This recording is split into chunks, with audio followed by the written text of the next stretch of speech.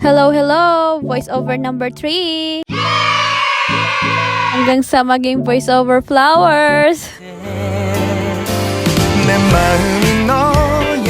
Mga mahihilig sa K-drama dyan, lapag nyo na paborito nyong K-drama. Ano-ano na naman to pinagsasabi ko. Ito na nga guys, samahan nyo kami sa ganap namin sa buhay pag nasa bahay lang.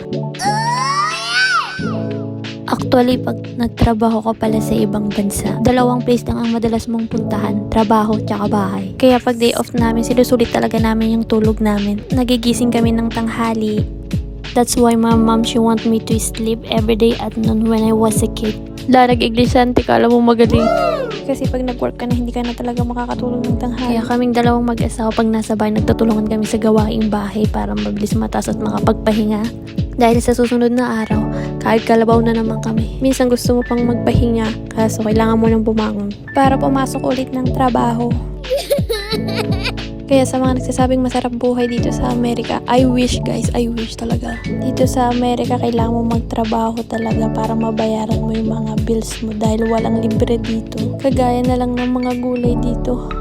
Buti pa dyan sa Pinas may libre na gulay. Minsan pa nga napupulot, minsan pa nga nakukuha sa kapitbahay eh. So, ayun na nga guys. Kain na pala kami. Kamatis, itlog at corn soup lang pala pagkain namin ngayon. May nakita pala ako mag-iina na nagpipiknik doon sa labas. Nakakamiss naman mag-picnic. May chika pa pala ako. Kami lang ba yung basta-bastang hindi nagtatapon ng pagkain hanggang pwede pang kainin, ginakain pa? Sayang kasi, tsaka makakatipid ka pa. Naalala ko tuloy nung bata ako na mas masarap pala maging bata ulit. Wala kang ibang iisipin kundi paano ka uuwi ng bahay nang hindi ka papagalitan ng nanay mo kasi hapon ka na umuwi galing sa mga kalaro mo.